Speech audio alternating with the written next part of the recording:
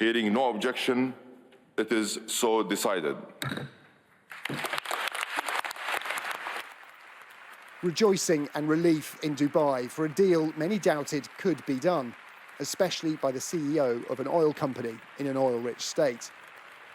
Finally, the world has an agreement containing the words that, remarkably, 30 years of climate talks had tried and failed to include: fossil fuels.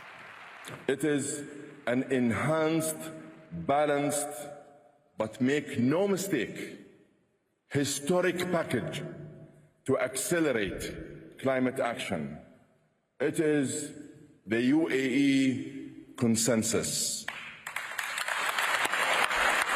So there we have it, a historic agreement.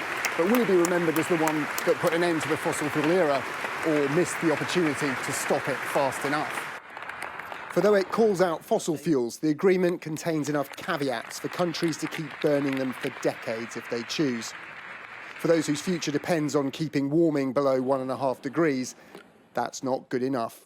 For us, as small island states, we have to stand united and stand strong on the fact that it's 1.5 to stay alive. And am I pessimistic? I feel like I don't have the privilege to be pessimistic. I have to hold on to hope, because if I don't have hope, then what am I doing here? More than 100 governments wanted a stronger carbon-cutting deal. Why didn't we get one? Well, there's these guys. Your Highness, Sky News, are you happy with the text as it stands? Your Highness? Out of sheer respect, I don't talk to the media. Saudi Arabia were tight-lipped on the way in, but pushed for wording like transition fuels, code for natural gas. There's even room for coal, something India pushed hard for, but didn't want to boast about. Could you speak to us now, perhaps? Is it a good deal for India, sir? Yeah, we are happy.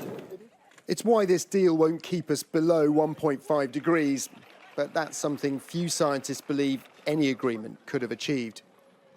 And that angers young activists invited to speak.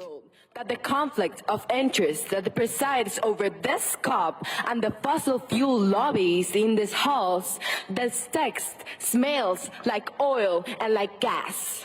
To declare the meeting adjourned. But with calls for things like tripling of renewable energy by 2030, the agreement could deliver a transformation few expected from a man accused of pushing a fossil fuel agenda.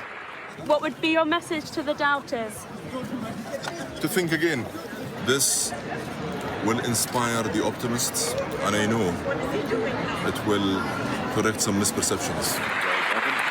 This deal is only historic in the context of this UN process, but it's probably the best one we could have got. Tom Clark, Sky News, Dubai.